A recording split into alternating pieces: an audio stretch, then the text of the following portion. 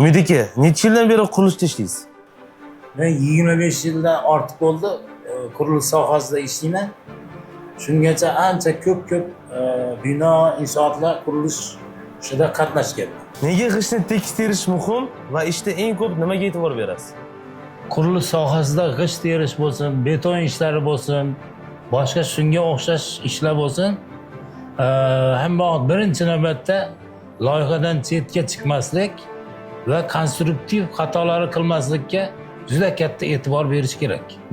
Odamlar siz qurgan uyda yashashni boshlaganda nimalarni his qilasiz? Va sizningcha yaxshi uy qanaqa bo'lishi kerak?